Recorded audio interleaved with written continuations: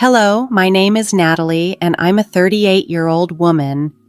These past few months have been a challenging period for me as I found myself having to relearn many aspects of my life.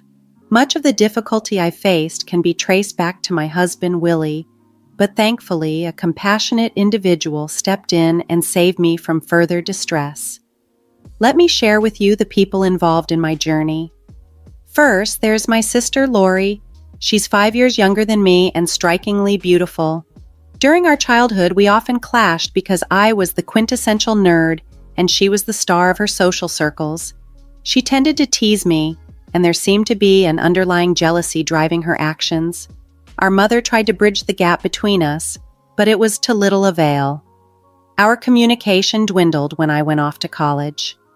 However, as I entered adulthood and Lori reached her late teens, we began to reconnect. Over time, our relationship improved slightly, though it never became particularly close. Despite this, I came to accept the level of connection we achieved. Now, regarding my ex-husband, Willie, we initially met at work and quickly hit it off. After dating for 4 years, we decided to get married. Together, we purchased our first home. Since I was the higher earner, the mortgage and house deed were in my name. A couple of years into our marriage, Willie broached the topic of starting a family. He approached it gently, hoping I'd keep an open mind. "Honey, I've been thinking," Willie began. "We've been together for a while now, and maybe it's time we thought about having a family of our own." I knew this conversation was coming. "Willie, you know my reservations," I responded. He nodded. "I understand, but think about it. We're stable, and it could be wonderful to see mini versions of us running around." I sighed. "Yes, but raising children is a massive commitment and responsibility." Willie smiled. "And who is more hardworking and responsible than us?" This brief overview captures the essence of my current life situation and the people who have played significant roles in it. Despite my reservations about starting a family, I found myself giving in to Willie's persistent requests. We first welcomed a son, and 4 years later, a daughter into our lives. Initially, Willie was a supportive partner, but it wasn't long before the dynamic drastically shifted. Suddenly, the full weight of our home life, including the care of our children, fell on my shoulders. After our first child was born, Willie's career leaped forward with a promotion, and he began to out-earn me. He suggested I leave my job to focus on our family. I was reluctant, but the ongoing pressure made me relent, and I settled into my new role as a full-time parent. To stave off boredom and maintain a connection to the outside world, I started hosting dinner parties. These gatherings became a cherished part of my routine, often including my mother, sister Lori, and my mother-in-law Amanda, especially when she was in town. This new chapter of my life brought its comforts. I cherished the extra time with my children and the visits from family members. My relationship with Willie seemed stable, even though a traumatic birthing experience with our second child had left deep scars, affecting how we related to each other. However, just when I thought I had adjusted, a disturbing discovery shattered my sense of stability. One day, while tidying up our bedroom, I found a pair of women's underwear that definitely were not mine. The sight of them made my heart drop with a mix of shock and sadness. Had I become insufficient for Willie? The timing was particularly painful. I was still in the throes of recovery from our second child's birth. Not even a year passed and was seeing a therapist to work through my postpartum challenges. Despite making slow progress, the realization that Willie might be unfaithful felt like a massive setback. Filled with a mixture of anger and betrayal, I needed answers. I snapped a photo of the underwear and sent it to Willie, asking for an explanation. Then, I turned to his laptop, logging into his social media accounts to sift through his messages. At first glance, there was nothing out of the ordinary. No unfamiliar names popped up, which only deepened my confusion and suspicion. As I continued to dig through his digital life, I braced myself for what I might find next. In a haze of desperation, I scoured through Willie's chats. digging into every conversation despite knowing deep down that it seemed unlikely to uncover anything from the familiar names that popped up. However, the constant recurrence of my sister Lori's contact ID in his chats initially didn't alarm me. Why would it? My sister and husband communicating shouldn't inherently raise suspicions, but a gut feeling pushed me to delve deeper, and what I discovered left me reeling. Their messages were filled with intimate photos, affectionate videos, and declarations of love. They even discussed plans for Willie to leave me. The betrayal by my sister was a shock that turned my stomach. Our relationship had its ups and downs, but I never imagined she could hurt me like this. Overcome with nausea from the disgust and betrayal, I attempted to confront Willie, but he didn't pick up his phone. So I called Lori. "Hey, what's up?" she answered casually. "Don't hey, what's up me, Lori? Seriously, what's wrong with you?" My voice trembled with anger and disbelief. Confused, she replied, "I don't know what you mean." "Well, I found a pair of your panties in my bedroom. Have you been sleeping with Willie?" My voice cracked as I spoke the words. Her response was chillingly nonchalant. "Yeah, for a while now, why?" "Seriously, Lori, you thought it was okay to sleep with my husband? Did you think I was boring? And being my sister didn't make you think twice?" She had a bizarre justification ready. "Look, I thought I was helping you out. I was keeping Willie busy so you could focus on the kids." I couldn't believe what I was hearing. "Are you serious? That's the dumbest thing I've ever heard. Why would you help tear our family apart? I just want what's best for Willie, okay? If I'm the best for him, then so be it." Her words were like a slap in the face. "You're disgusting," I spat out and hung up, unable to fathom her audacity. Alone and devastated, I lay in bed, tears streaming down my face as I grappled with the magnitude of the betrayal from the people closest to me. I never imagined my life would unravel like this. As I dealt with the fallout of my discovery, I had to push my emotions aside. My youngest daughter needed me. She woke up crying that night, and as I comforted her, I felt numb, mechanically moving through our routines without really being present. Throughout the day, I kept my distress hidden from my children. They didn't need to carry the weight of adult problems. I picked up my older child from school, prepared dinner, and answered their innocent questions about their dad's whereabouts with a fabricated story of him working late. As the evening wore on, my initial anger shifted to concern. It was nearing 10 p.m., and there was still no sign of Willie. I called him repeatedly, but he didn't answer. Desperation led me to dial my sister, but she too remained unreachable. Exhausted and overwhelmed, I finally fell asleep, clinging to a sliver of hope that this was all just a nightmare.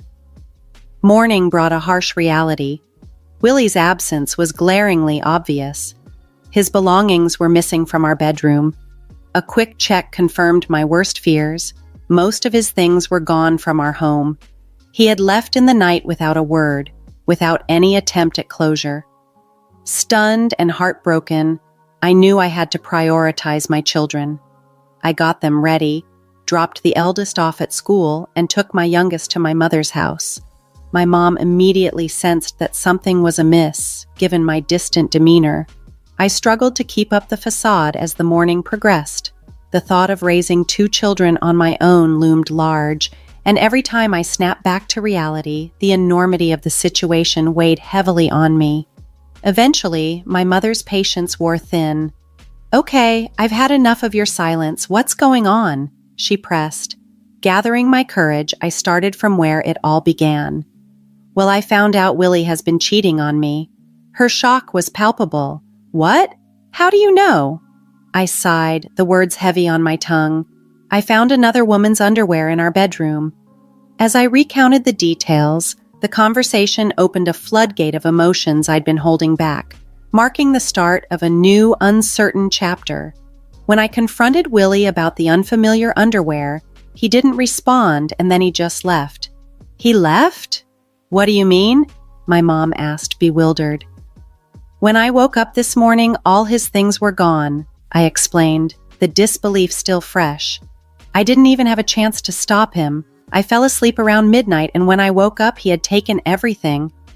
"Oh my God, my poor girl, I'm so sorry this happened," my mom exclaimed, her voice filled with sorrow. "It gets worse," I continued, hesitating as I prepared to reveal the full extent of the betrayal. "Oh no, what happened? Do you know who Willie cheated on you with?" she asked, a sense of urgency in her voice.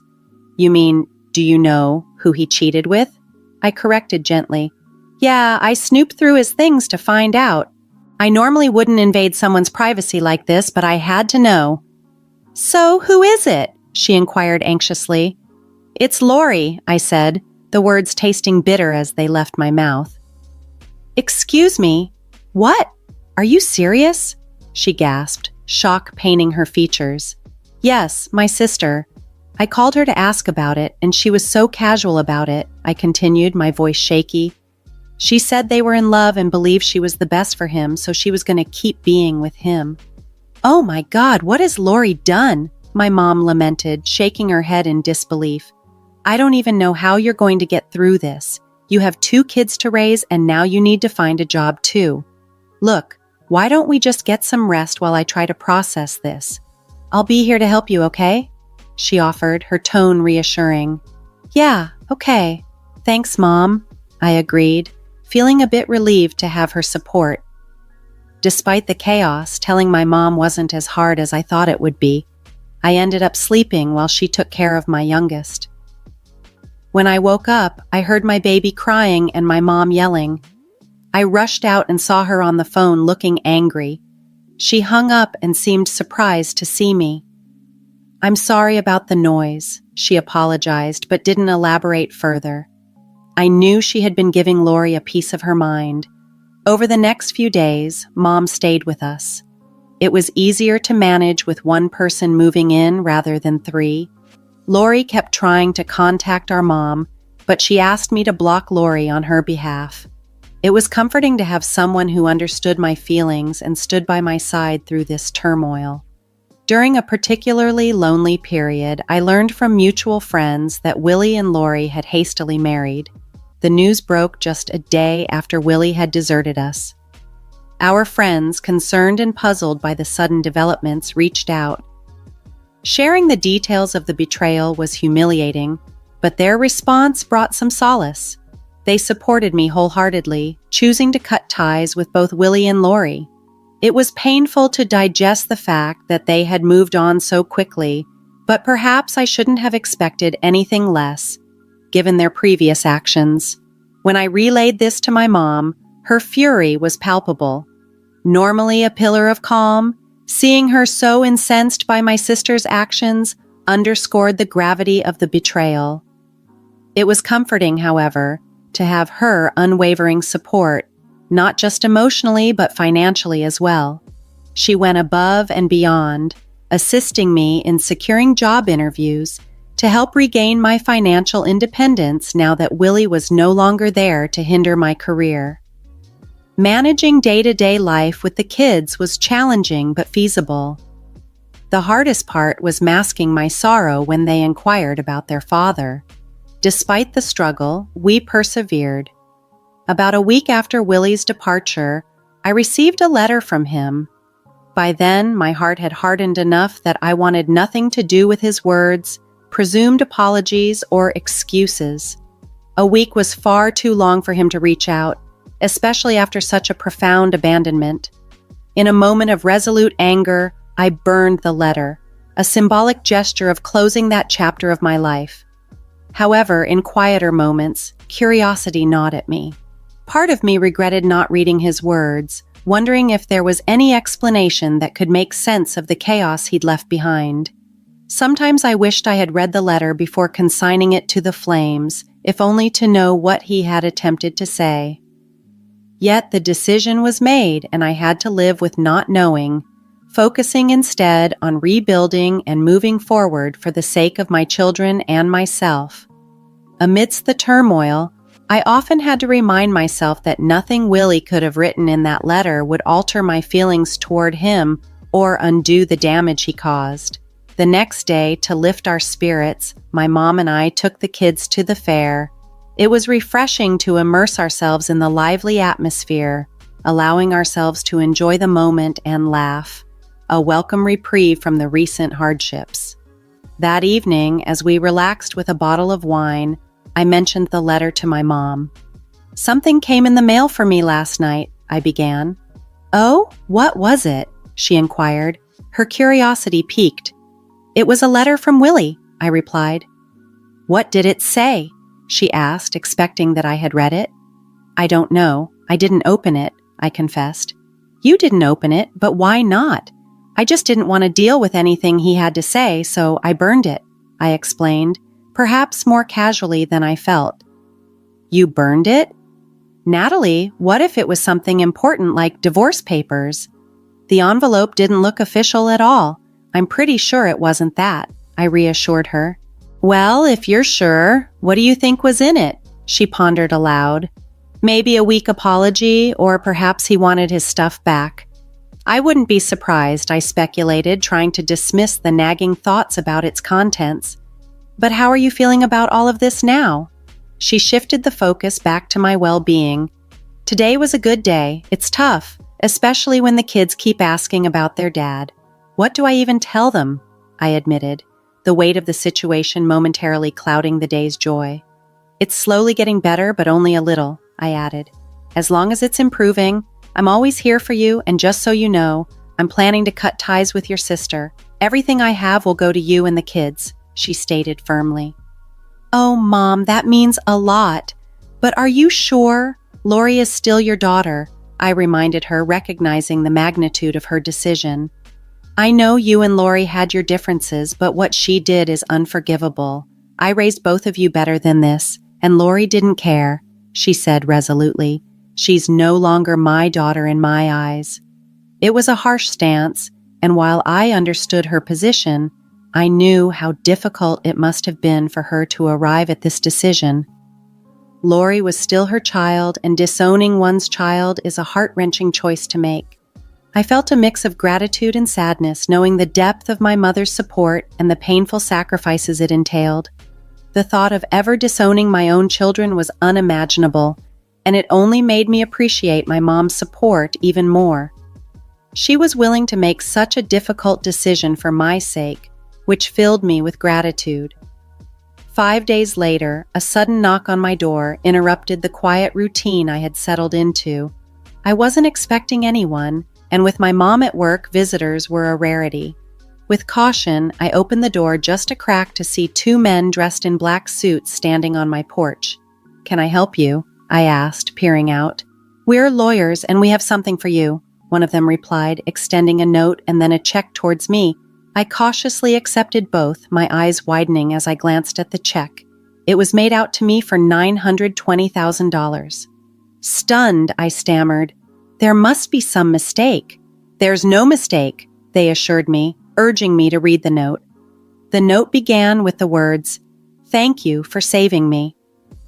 As I read further, I discovered it was from Amanda, my mother-in-law. She had tried to visit 5 days prior but found no one at home. When she called Willie, he implied that he couldn't access the house because I had changed the locks. Sensing that something was off, Amanda pressed Willie until he confessed everything.